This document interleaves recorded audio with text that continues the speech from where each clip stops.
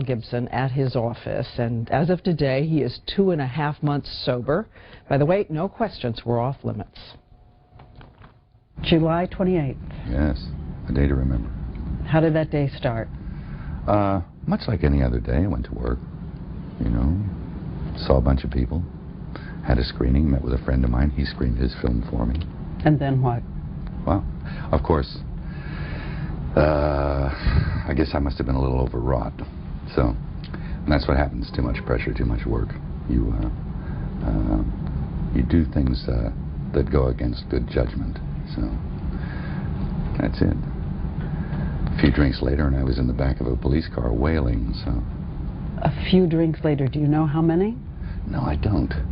But I know it was tequila. How long had you been drinking again? A couple months. Years go by, you're fine. And then all of a sudden, in a heartbeat, in an instant, on an impulse, somebody shoves a glass of mezcal in front of your nose and says, "It's from Oaxaca." And you go, "What?" And it's burning its way through your esophagus, and you go, "Oh man, what did I do that for? Can't put the toothpaste back in the tube." Were you drinking from the open bottle of tequila in the car? Yeah. I had a couple of slugs, yeah. So how drunk were you? It's not a question of how drunk you are, or you're impaired. Your judgment is impaired enough to do insane things like try and drive at high speeds. Even a couple of drinks, you lose all humility. Everything is just, you become a braggart, then a blowhard. And yeah, one of the things you said was about owning Malibu. Yeah, oh yeah. Right. Yes, I own this place, as I sat in the back of a police car with my hands cupped on. And then, as the officer arrested him, a tirade against Jews. Take me back to that moment as you remember it then. Officer James Mee. Mm-hmm. Did you know him? Did you know he was Jewish? No, I don't think so. Yeah. I don't think so. I found out later. But that's, you know, all. Why would you have asked him that? I don't know. You see, it's all, I didn't know if he was or wasn't. I mean, I said horrible things to him. And he was pretty patient. These are the words. Mm-hmm. How horrible does he think they were? I read to him the officer's account of the words he used that night. Expletive Jews. And to Officer Mee, "Are you a Jew?" And the Jews are responsible for all the wars in the world. Mm-hmm. Are those anti-Semitic words? Oh, yeah. Yeah, absolutely. Sounds horrible. And I'm ashamed of that. That came out of my mouth. And I'm not that. That's not who I am, you know. We have a world in which alcohol is used to excuse behavior. It's always, well, alcohol is used to kill pain. And it is no excuse, by the way. It's not a good enough excuse. If the police officer had been black... Mm-hmm. Mm-hmm. Maybe. I don't know. What would you have said? Who knows? I'd have to get loaded again and tell you. And then be in those conditions again. Because it's unpredictable what's going to come flying out. At the police station, still angry, he said to a female sergeant, "What do you think you're looking at?" Adding a reference to her breasts. I've heard people say, you know, "I am a angry drunk." Fill in the blank. I am a happy drunk until I snap for no reason and just turn. Where does this anger come from? I have no idea. Just I've been angry all my life. And I try not to have it manifest itself, you know. You try and keep a lock on it. And it really isn't, it's real back there someplace. And, you know, I've talked to people about that. Like, where is it coming from, this anger? And I can get really mad about, I can murder inanimate objects. You should see me choking the toaster in the morning. You know, so I'm kind of a work in progress right now, so you got me a little green. See? I mean, I just got out of the straitjacket with the messy hair and everything. The mugshot. Yeah, the mugshot. The first thing that went through my mind was like Nick Nolte's photograph. So I did my best with a finger combing in the water fountain to sort of like splash a little water on my face to not take one of those hideous mugshots, because I knew it would be around. So, vanity won out. You know. The first time Gibson was arrested drunk was 1984 after rear-ending a car. He entered AA in 1991. But he has talked about his suicidal despair at relapsing. His family has had to endure it all. And this time, the added horror of watching the news about the bigoted words. Oh, I just went home, and some of my kids were there, and, you know, I talked to them for a little bit, and it was a little rough that morning.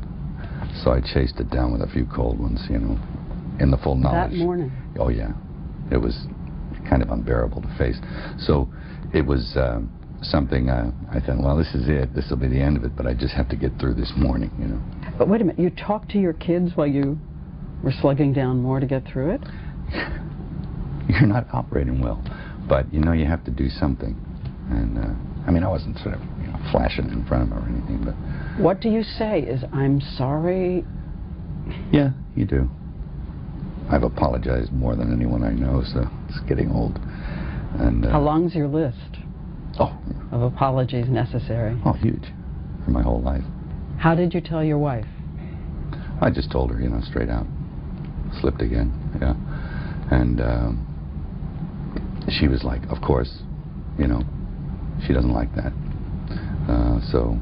But she was, you know, gracious, compassionate.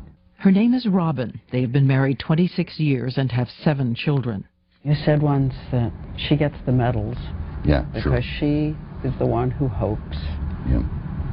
She hopes, she bears the brunt, and it's no different this time, so there you have it. How many times can you ask her?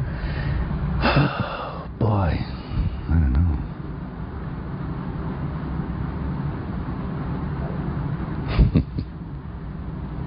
Good question. I don't know the answer to it. He says the torment is every time that you relapse, it's harder to fight your way back. The risk of everything, life, limb, family, is not enough to keep you from it. That's the hell of it. You are indefensible against it. If your nature is you one will of alcoholism, sacrifice anything. So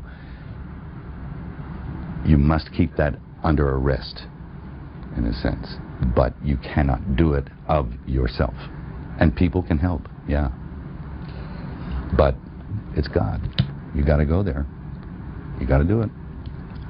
Or you won't survive. That's all there is to it. Look, this whole experience, in a way, for me, I'm sort of viewing it now as a kind of a blessing, because... A blessing? Yeah. Well, firstly, I got stopped before I did any real damage to anyone else. Thank God for that. I didn't hurt myself. You know, I didn't leave my kids fatherless. That's good. That's a blessing, okay? The other thing is, sometimes you need a cold bucket of water in the face to sort of snap to. Because you're dealing with a sort of a malady of the soul, an obsession of the mind, and a physical allergy. And some people need a big tap on the shoulder. In my case, public humiliation on a global scale seems to be what was required. Humiliation for him, outrage from others, and a lot of questions about alcohol revealing who you really are. People say alcohol just liberates you to say what you really feel. It's what you really feel. It's not changing. Well, that's patently false, I think, because it's like alcohol loosens your tongue and makes you act, say, and behave in a way that is not you. Somebody said, I do not believe tequila can turn an unbiased person into a raging anti-Semite. Alcohol removes inhibitions in vino veritas. Oh, yeah. Well, that's the old Roman saying, in vino veritas, yeah. Well, they don't know what they're talking about. That's as simple as that is. Or they don't have the problem and they don't understand it. Again, there are lots of people who get drunk and don't say anti-Semitic things. Oh, yes, there are. People say all sorts of horrible things. No, but who about anything. And not just anti-Semitic things. They say horrendous things. They say to their parents, I hate you and I want you to die. And, you know, I mean, they don't mean that stuff. It's the stuff that comes out when you're loaded it's extreme. But if it's not in you, is it going to come out? It has to have some kind of place somewhere.